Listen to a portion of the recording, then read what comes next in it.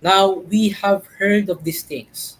The sexual revolution happened and it was considered a turning point in human history. Now, the church is very vocal when it comes to addressing sexual liberalism. It considered the sexual revolution not as a means of liberation, but a crisis of the human person, family, and the church. It was very firm with its stance, always basing itself with its moral teachings. It challenged the dignity of the human body, sanctity of marriage, and the value of life. Now, how did the church respond? It was through papal encyclicals. Humanae Vitae 1968 by Pope Paul VI reaffirmed the Church's stance against artificial contraception. Every marital act must be open to life. Always keep in mind that man is not the master of life, but its steward.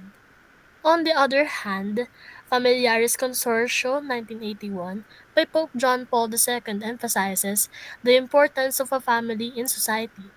It highlights the dignity of marital love as unitive and procreative. And finally, the theology of the body by Pope John Paul II aims to portray human sexuality as a sacred gift oriented toward communion and self-giving.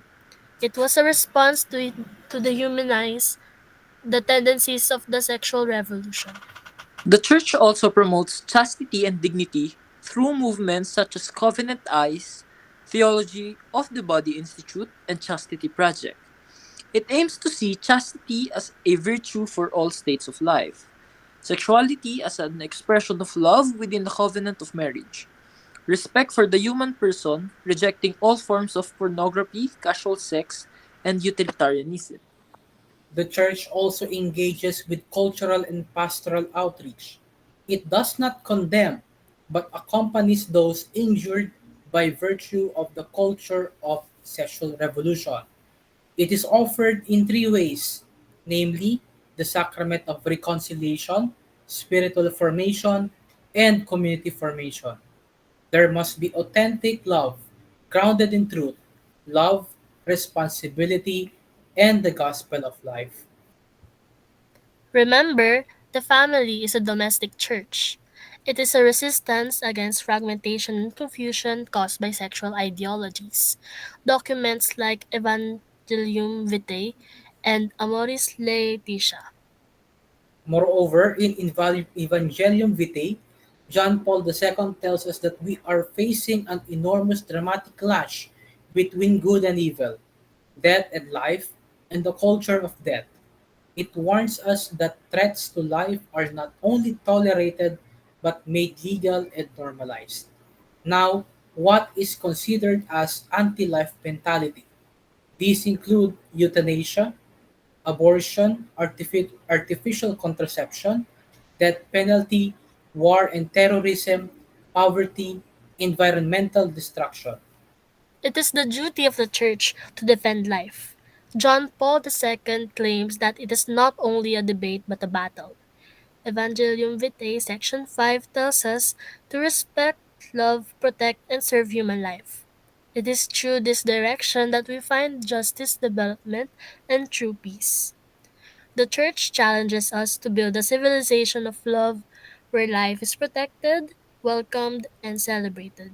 In Humanae Vitae, Paul VI tells us that a man who grows accustomed to contraceptives may forget the reverence of a woman and only sees her as a mere instrument to satisfy his own personal desires. We've all heard of Laudato Si. Pope Francis tells us in section 120 that since everything is interrelated, concern for the protection of nature is incompatible with the justification of abortion. If we are to raise our voice for the environment, we must also advocate against the destruction of human life. Before I conclude this presentation, I would like to add something that was not really presented. Does anybody know Our Lady of Fatima? Among those three children, Sister Lucia dos Santos predicted that the final battle would be over marriage and family. Ano sabi ni John Paul II? The family is a domestic church, the first and vital cell of society. There will come a time where the idea of having a family will no longer be valued. There will be there will come a time where marriage will no longer be taken seriously. But why? Out of all things that are sacred, because family is the core, it supports the pillar of creation. If the foundational pillar collapses, everything falls. We must always defend the sanctity of marriage and family. The family is the domestic church, it is the first and vital cell of society. As the family goes, so goes the nation, and so goes the whole world in which we live. Saint John Paul II, Evangelium Vitae, number 47.